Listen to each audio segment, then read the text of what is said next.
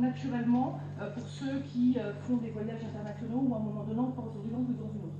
Lorsque j'ai travaillé avec des auteurs qui écrivaient en français et dans l'autre langue, pas de traduction, donc une démarche naturelle, il est apparu quelque chose que vous voyez là dans l'écriture inclusive, c'est la notion culturelle qui a été abordée de tous les autres moments, où c'est vraiment impliqué dans la manière de penser et dans la manière dont le rapport dont on a à la société. Et il est apparu de manière flagrante, c'est le côté de l'anglais très pragmatique, cinématographique, qui a une influence sur les métiers ou la manière dont on fait les choses et dans l'utilisation de l'anglais dans les langues, dans le cinéma, la technique, les sciences, qui est très adapté parce que toutes les postpositions et les prépositions nous situent dans l'espace, le temps, de manière très précise.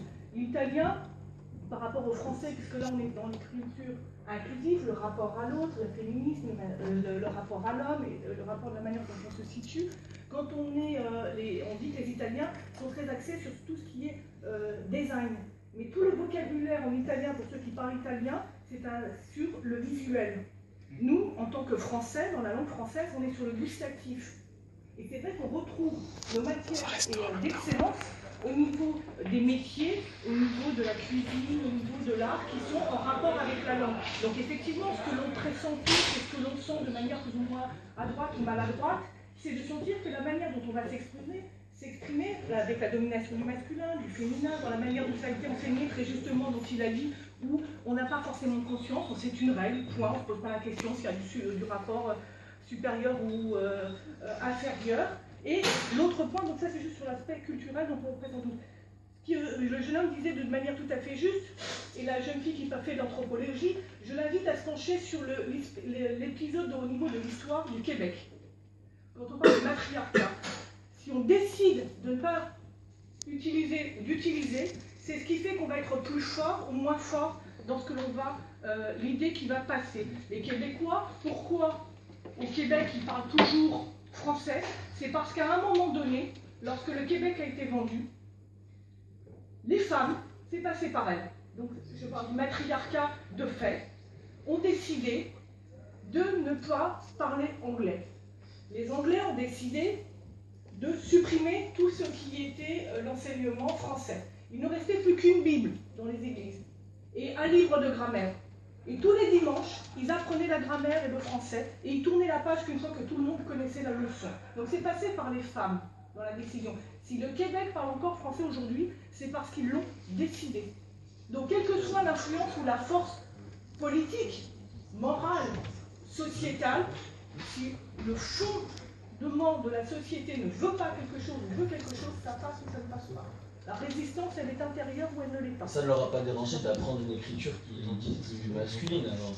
Pourtant, après, ils décident d'avoir d'autres ils ont d'autres résistances. Je dis simplement qu'après, sur le rapport de force, ça c'est un autre débat. C'est la perception, c'est l'angle vert à moitié vide ou à moitié plein. Qu'est-ce que l'on en fait? Est-ce qu'on le considère comme une domination réelle ou pas? C'est ce que nous, en tant que citoyens, on regarde ou pas. Petite réaction de David? Non, ça va. Juste pour terminer, je veux dire, c'est vrai qu'on dit que oui, le français, le masculin prime sur le féminin et tout ça. Pourtant, pendant des années, le français était considéré comme la langue, je veux dire, romantique, etc., par plusieurs grands auteurs, et qui faisaient l'éloge de la femme de la meilleure des manières possibles dans plusieurs pays, alors que je veux dire, sa grammaire et sa composition est plutôt masculine. Donc, je veux dire, ça, pour moi, en tout cas, c'est pas un facteur super majeur, quoi. On va changer la société. Comme la dame l'a très bien dit, ça dépend si l'on voit le verre à moitié vide ou à moitié plein. Mais je ne crois pas que c'est l'écriture d'une langue qui va faire basculer la vision d'un côté ou d'un autre. Voilà. Très rapidement. Tu veux je veux juste dire aussi qu'on parle quand même de la langue qui va être la plus parlée au monde d'ici 20 à 30 ans. Vous imaginez? Et merci aux grands auteurs d'origine africaine antillaise. Avec la bombe démographique. La francophonie. Donc voilà.